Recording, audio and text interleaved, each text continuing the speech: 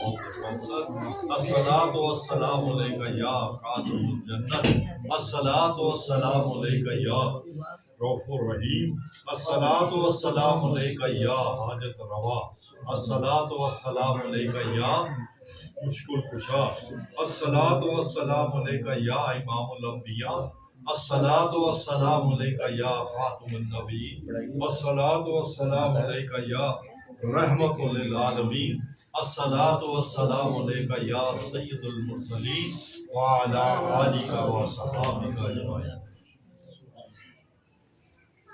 اللہ رب العزت کے بابرکت نام سے اسی کی سچی کتاب میں سے مختصر سی دعا، جس مقصد کے لیے یہاں پہ آئے اور نبی پاک صلی اللہ علیہ وسلم پہ درود و سلام۔ اللہ رب العزت نے جو نماز ہم پہ فرض کی، دین اسلام میں نماز فرض ہے، اس پہ تھوڑا سا غور کریں کہ اللہ نماز میں پہلے اپنے ثنا کے لیے کہتا ہے کہ پڑھو، میرا اقرار کرو، پھر آگے بندہ جو ہے سورۃ فاتحہ پڑھتا ہے، اس میں التجا کرتا ہے، پھر درود پڑھا جاتا ہے، نبی پاک صلی اللہ علیہ وسلم سلام پیش کیا جاتا ہے۔ ان تمام مراحل سے گزرنے کے بعد اصل جو مقصد اور دعا، یعنی کہ آپ نے اللہ پہ یقین بھی کر لیا، صدا بھی پڑھ لی اور الحمدو بھی پڑھ لی اور درود بھی پڑھ لیا، تو نماز مکمل ہے؟ نہیں ہے، نماز مکمل نہیں ہے جب تک میں نے یہ دعا جو پڑھی ہے، یہ قرآن کا حصہ بھی ہے اور نماز بھی ہے، جب تک یہ دعا نہیں پڑھی جائے گی اس وقت تک کسی کی بھی نماز جو ہے وہ مکمل نہیں۔ یہ کسی مسلک کی بات نہیں ہے، کسی پیر کی بات نہیں ہے، علامہ کی بات نہیں ہے، یہ دین کی بات ہے۔ اب اس دعا میں بندہ کیا کہہ رہا ہے؟ دعا میں اللہ رب العزت سے التجا کر رہا ہے، اے خالق و مالک مجھے نمازی بنا دے، میری اولاد کو نمازی بنا دے، اور آگے جا کے کیا کہہ رہا ہے کہ میرے والدین کی اور میرے بھائیوں کی، مومن بھائیوں بخشش فرما دے۔ اب وہاں پہ یہ نہیں کہہ رہا کہ تیرے ماں باپ زندہ ہیں تب یہ دعا پڑھے گا، دونوں دنیا سے چلے گئے تب یہ دعا پڑھے گا، ایک موجود ہے تو تب دعا پڑھے گا، یا دونوں موجود نہیں ہیں تو تب پڑھے گا۔ نہیں، اگر وہ زندہ حیات ہیں تو تب بھی یہ دعا پڑھ رہی ہیں، ان کی مغفرت کی، بخشش کی دعا کرنی ہے۔ جب تک ربنا اغفر لی ولوالدی یہ لفظ ادا نہ کریں، درود بھی پڑھا ایک طرف، رب کا اقرار کیا ہوا وہ بھی ایک طرف، جب تک ماں باپ کے لیے بخشش کی دعا نہیں کریں گے نماز مکمل نہیں ہوگی اور مقصد جو ہے وہ حاصل نہیں ہوگا۔ اگر آپ کوئی بھی ہے، وہ نمازی ہے، پرہیزگار ہے، قرآن پڑھتا ہے، صدقہ خیرات کرتا ہے، درود پاک پڑھتا ہے، اگر اس کے والدین عزیز و اقارب جو اس دنیا سے چلے گئے ہیں تو اس کا پڑھا ہوا اس کی قبر میں اس کا اجر و ثواب ملتا ہے۔ قرآن پاک، قرآن خوانی آج جو ہم بیٹھ کے کر رہے ہیں، اس کا ثواب جو ہے آپ کے عزیز و اقارب جو ہیں، والد صاحب خصوصی طور پہ، اور دوسروں کو یہ ثواب پہنچے گا۔ یہ نیک عمل ہیں۔ اگر وہی اولاد برائی کرے، برے کاموں میں بیٹھے، شراب پیے، جوا کھیلے، زنا کرے اور غلط کام کرے، تو وہ جو گناہ کرے گا اور اس کا جو گناہ کا جو ہے سزا، وہ بھی اس کا حصہ اس کو ملے گا۔ اگر کسی سے پوچھا جائے کہ تو اپنے ماں باپ کے لیے قبر میں آگ لگائے گا، ان کو پہنچائے گا، تکلیف پہنچائے گا تو سب کہہ دیں گے کہ نہیں نہیں یہ کام میں نہیں کر سکتا۔ تو مختصر سی بات ہے میرے دوستوں، میرے بچوں، میرے بزرگوں، میرے ساتھیوں، کہ نماز پڑھیں گے تو ان کو ثواب پہنچے گا، اگر نماز نہیں پڑھیں گے تو آپ کا میرا کیا ہوا جو بے عمل ہے، جو گناہ ہے، اس کا حصہ بھی ان کو ملے گا۔ اس لیے سب سے پہلی بات جو ہے اپنے رشتے کی مضبوطی کی، وہ نماز ہے۔ اگر باپ کا رشتہ ہے تو وہ نماز نہیں پڑھتا تو باپ کا ہے گا، اگر بھائی کا رشتہ ہے تو وہ نماز نہیں پڑھتا ان کے لیے، پڑھنی تو اپنے لیے ہے، پڑھنی فرض ہے ہم پہ، نماز پڑھنی تو اپنے لیے ہے، مگر جب وہ پڑھے گا حصہ ان کو بھی ملے گا۔ اس لیے میرے دوستو کہ اپنے آپ کو دین کی طرف لاؤ۔ دین سے ہم دور ہیں، اس لیے ہمیں یہ پتہ نہیں ہے ہم کدھر جائیں، کیا کریں، یہ مسلک کی باتیں، ادھر چلے جاؤ، ادھر آ جاؤ۔ سب سے پہلے دین، اور دین میں اکثر ہر جگہ کہتا ہوں کہ لمبی چوڑی جو ہے وہ بات نہیں ہے، صرف اور صرف نماز کا ترجمہ سیکھ لیں، نماز کا ترجمہ سیکھ لیں تو آپ کو دین کی سمجھ آ جائے گی کہ میں کیا کہہ رہا ہوں۔ ہم نماز پڑھتے ہیں صرف، ہمیں اس کا مقصد کا ہی نہیں پتا، ہم کیا کہہ رہے ہیں، ہم کیا مانگ رہے ہیں۔ الحمد شریف میں ہم سیدھا سیدھا کہتے ہیں کہ اہدنا صراط المستقیم، ہمیں سیدھے راستے پہ چلا۔ اب آگے لوگ کہتے ہیں جی ولیوں کے پاس کیا جانا ہے، وہ داتا صاحب کے پاس کیا جانا ہے، فلانے بزرگ کے پاس جی کیا جانا ہے۔ اور بھائی جب تک ہم اقرار کر رہے ہیں کہ اے خالق و مالک اہدنا صراط المستقیم، ہمیں سیدھے راستے پہ چلا، اور آگے ہی اس کا جواب ہے کہ سیدھا راستہ کون سا ہے؟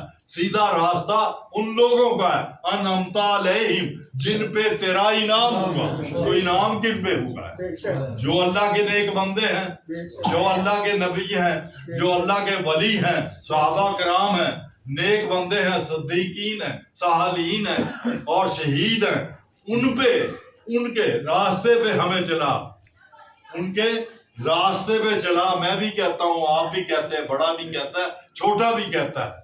جب ہم ان کے راستے کے لیے خود التجا کر رہے ہیں اور ساتھ آگے کر کے ڈر اور خوف کے لیے کہتے ہیں کہ ان راستوں سے ہمیں بچا جن پہ تیرا غضب ہوا، ان لوگوں سے ہمیں دور کر دے، ان لوگوں کے راستے پہ ہمیں نہ چلانا۔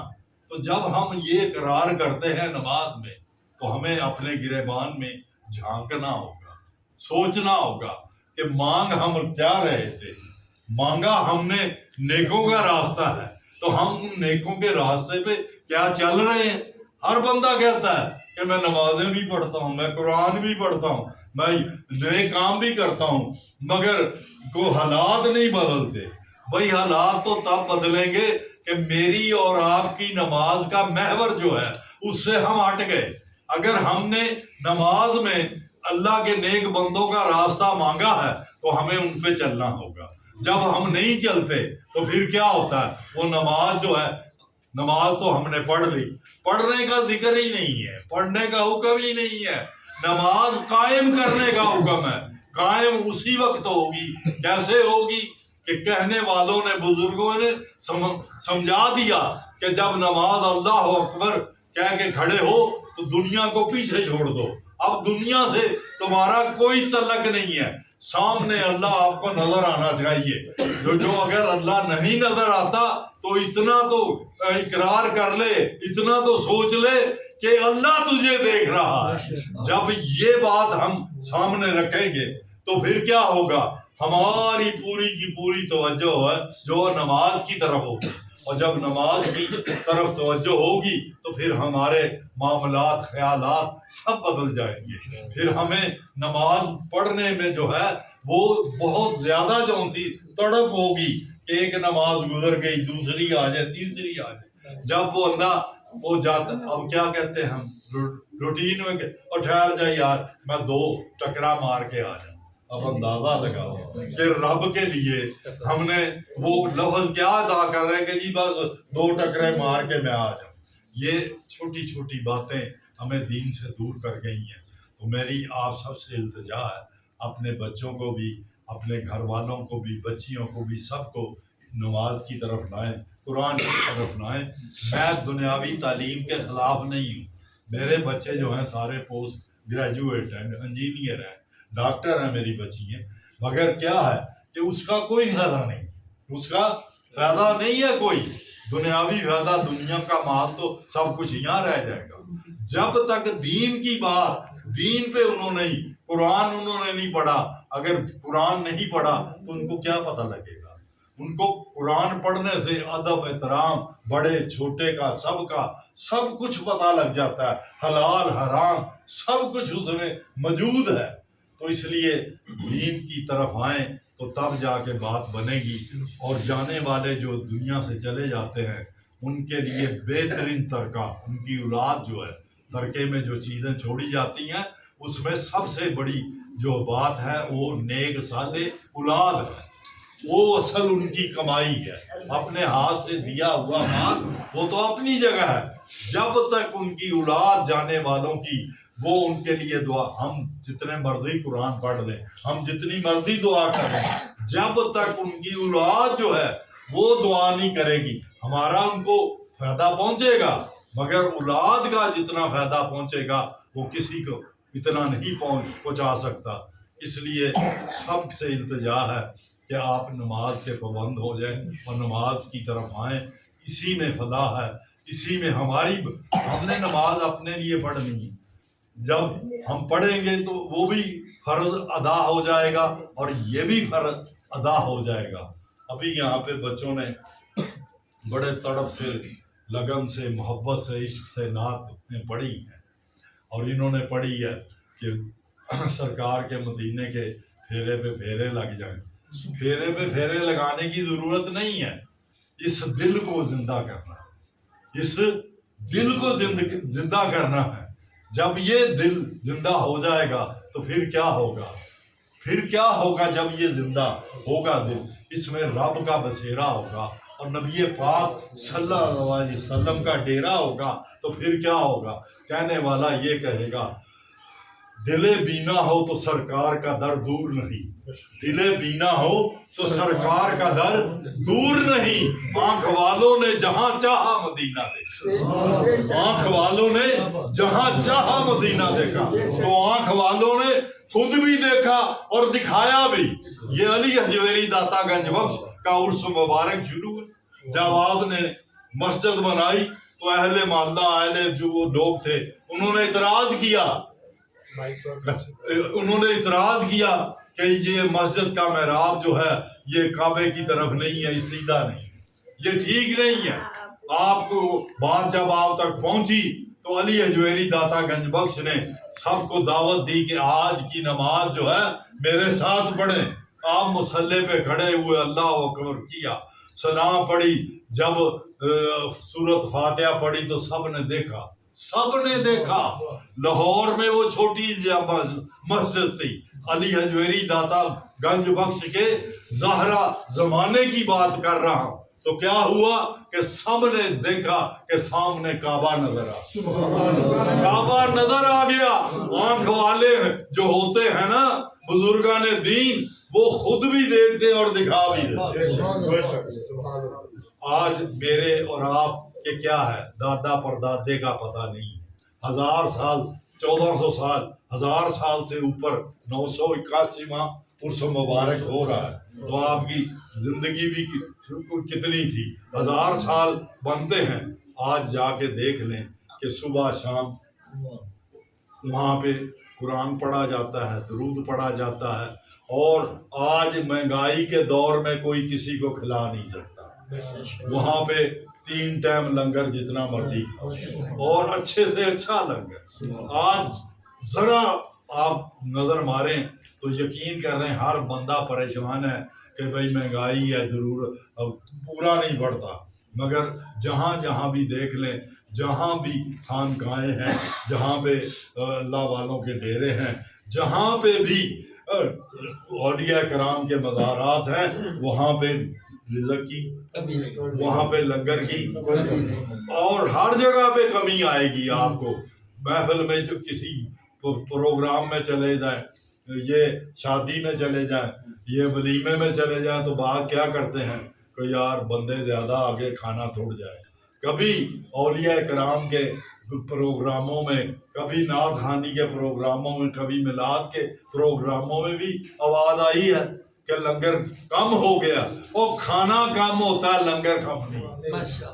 کھانا کم ہوتا ہے، لنگر کم نہیں ہوتا۔ تو اس لیے میری التجا یہی ہے کہ آپ سب لوگ دین کی طرف آئیں، بچوں کو بھی، آپ بھی قرآن پڑھیں اور بچے بھی پڑھیں، تو انشاءاللہ اللہ رب العزت ہم سب کو عمل کی توفیق عطا فرمائے۔ آمین آمین آمین۔ جو کچھ بھی پڑھا خالق و مالک ملک کیا گیا، صاحب خانہ نے جو کچھ بھی پڑھا ہے، خالق و مالک تو سمیع البصیر ہے، دلوں کی باتیں جانتا ہے۔ لمبی چوڑی لسٹ بتانے کی نہیں ہے کہ اتنے قرآن پڑھے گے، اتنے پڑھے، اس میں سے ایک لفظ ہی اگر تو اپنے محبوب کے صدقے میں قبول کر لے، وہی سب کا کام بن جائے گا اور جانے والوں کا بھی کام بن جائے گا۔ اللہم صلی علی سیدنا و مولانا محمد بارک وسلم وصلوا علیہ۔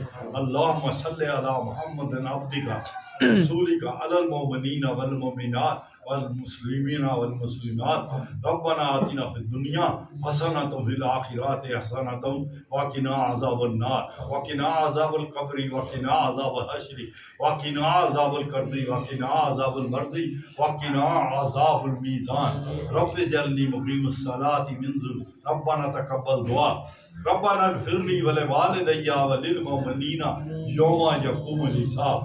اللہم انی علی ذکرک شکرک حسن عبادتی اللہم انت السلام منک السلام تبارکت یا ذو الجلال والاکرام۔ اللہم عافینی فی بدنی اللہم عافینی فی سمعی اللہم عافینی فی بصری لا الہ الا انت۔ اے خالق و مالک، جس ادب سے، احترام سے، محبت سے، عشق سے، تڑپ سے درود و سلام کا نذرانہ پیش کیا گیا، حاضری کو قبول و منظور فرما دے۔ اسی طرح ہم سب کو جلد از جلد روزہ عطر مبارک میں درود و سلام پڑھنے کی گھڑی اور سعادت نصیب فرما۔ اس درود و سلام کی برکتوں سے ہماری آج کی حاضری کو قبول و منظور فرما دے۔ جس مقصد کے لیے ہم اکٹھے ہوئے، اے خالق و مالک، اس کو قبول و منظور فرما دے۔ جتنے بھی قدم چل کے آئے، بڑے چھوٹے، ماں بہنیں جو بھی آئے، ہر قدم کے بدلے میں کروڑوں رحمتیں برکتیں عطا فرما۔ ہر قدم کے بدلے میں بیماریاں دور کر دے۔ بیمار آیا ہے تو صحت دے دے، قرض دار آیا ہے تو قرض سے رہائی عطا فرما، پریشان آیا ہے تو پریشانیاں دور کر دے۔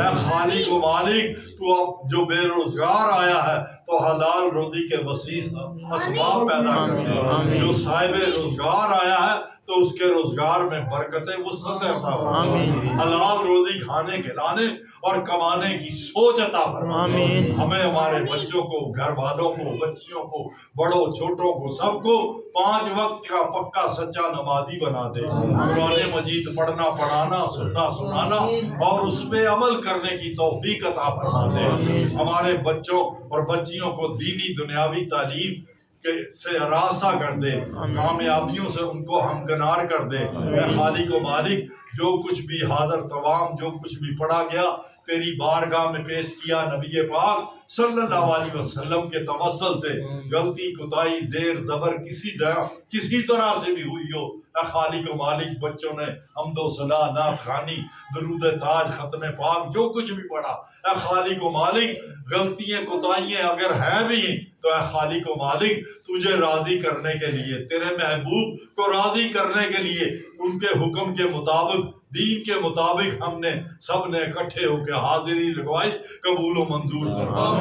آدم علیہ السلام سے لے کر آج تک جتنے بڑے چھوٹے مومنین، مومنات، مسلمین، مسلمات، حاضرین اور ذاکرین کے عزیز و کارم میں، بڑے چھوٹے، ماں باپ، بہن بھائی، کوئی بھی رشتہ دار جو اس دنیا فانی سے حالت ایمان میں چلا گیا اور روئے زمین کے کسی بھی قبرستان میں مدفن ہے، اور جن کے لیے کوئی دعا کرنے والا نہیں، اور جن کی قبروں پہ کوئی جانے والا نہیں، اور جن کی قبروں کے نشان تک مٹ گئے، آج وقار اور ذیشان کے والد محترم کے صدقے میں ان کے لیے بھی دعا کر رہے ہیں، ان کی بخشش اور صاحب خانہ کے والد محترم اور ان کے عزیز و کارم میں بڑے چھوٹے نان کے داد کے سسرال میں جو کچھ بھی جو دنیا سے گئے ان تمام کی بخشش فرما دے، ان تمام کی بخشش فرما دے، ان تمام کی بخشش فرما دے، بالخصوص ان کے والد محترم کے درجات کو بلندی عطا فرما دے۔